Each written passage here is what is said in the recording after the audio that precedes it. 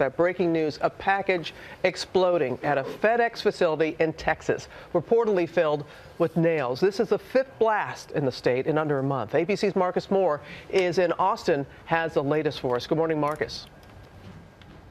Robin, good morning to you. Right now, there is urgent work to figure out if that explosion at that facility in San Antonio is connected to a series of bombings here in Austin, including one in this neighborhood where you see that hole in the ground. It was a powerful explosion caused by a tripwire that injured two men in their 20s. This morning at 12:30 a.m., police responded to an explosion at this FedEx distribution center in Church, Texas, about an hour outside of Austin. What we know right now, there was one person that was possibly injured, possibly from the sound of the device going off. The medium-sized box believed to contain nails and shrapnel. There were nails and metals in the bomb. Package was going to Austin. As emergency personnel raced to the scene. Give me an engine out there as well, and just in case there's any subsequent bombs. 500 state and federal law enforcement agents already scouring the city of Austin, racing against the clock to determine who could be behind 4 explosions here in less than 3 weeks. We would like the bomber to reach out and talk to us.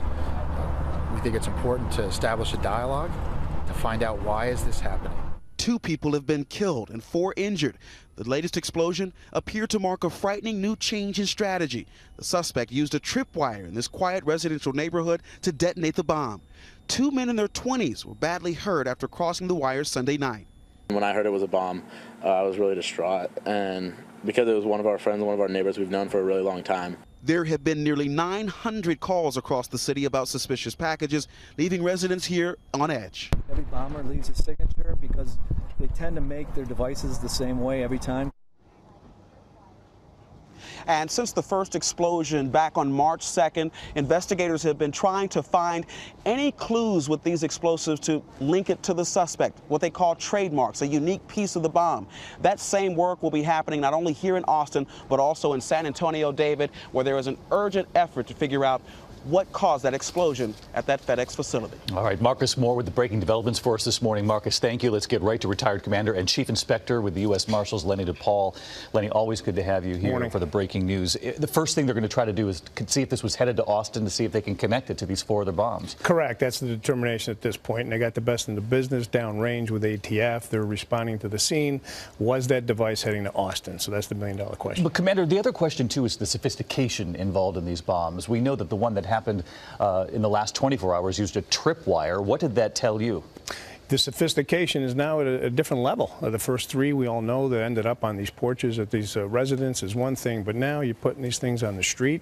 Tripwires, it's transparent, possibly a fish wire. Anybody could have detonated that thing, a child, anybody. So it's very sophisticated at this point. And Lenny, as you know, initially they did not rule out the possibility of a hate crime. You had black and Hispanic victims. Now you've had white victims in the last 24 hours. So the motive's still a mystery here? What does that tell you? Yeah, the motive is, and you can't rule out anything at this point. You got several hundred law enforcement downrange following up with these leads and whatnot, so nothing can be ruled out. You're chasing a ghost, and they can't rule out anything at this point. But you were telling me you suspect this person's listening and watching all this coverage.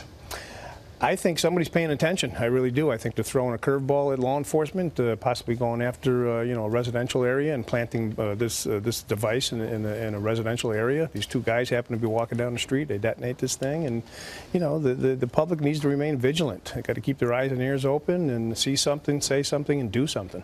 And Commander, for the public watching, what's behind all the public overtures to the potential suspect? Well, that's a million-dollar question as well. I've got my own personal opinions. You're in Texas. Everybody's focusing on the weapons, the AR-15s and whatnot. Is somebody sending a sick message? I can certainly kill a lot of people with bombs. Who knows? I mean, what the motive is. But right now, like I said, they're chasing a ghost, and they got to figure out and identify somebody. All right, Commander Lenny DePaul, always good to have you. Thank you. Hi, everyone. George Stephanopoulos here. Thanks for checking out the ABC News YouTube channel. If you'd like to get more videos, show highlights, and watch live event coverage, click on the right over here to subscribe to our channel. And don't forget to download the ABC News app for breaking news alerts. Thanks for watching.